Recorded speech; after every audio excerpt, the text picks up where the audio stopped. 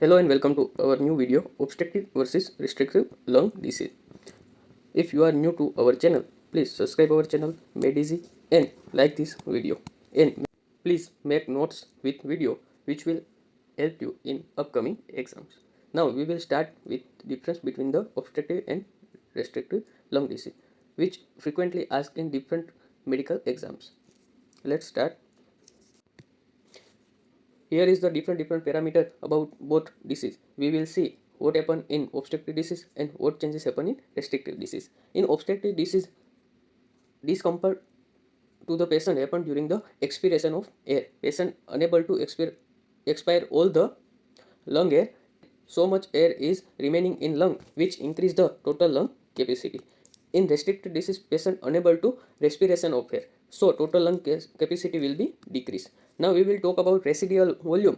So due to the less expiration of air in obstructive disease, residual volume will be increased, and in opposite side, restrictive disease, residual volume will be decreased.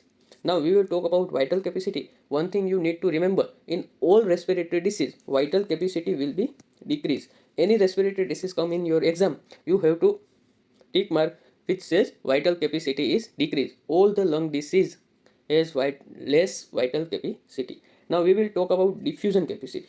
So in obstructive disease, diffusion capacity is normal, but in emphysema, only one obstructive disease has a low diffusion capacity, and it is emphysema. In restricted disease, diffusion capacity is decreased. After this, we will talk about the example of obstructive and restrictive disease. Now, if we talk about obstructive and restrictive disease example, then if we talk about obstructive lung disease example, which include asthma,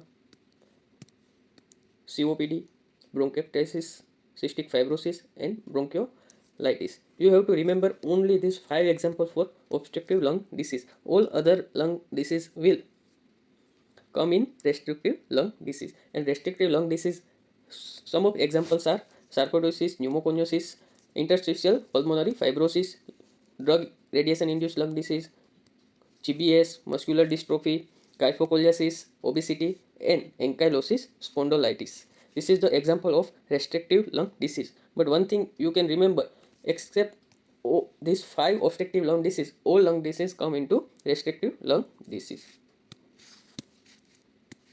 For more update and medical related PDF material, join our Telegram channel. Link is given in bio. Thank you for watching, and don't forget to subscribe our channel.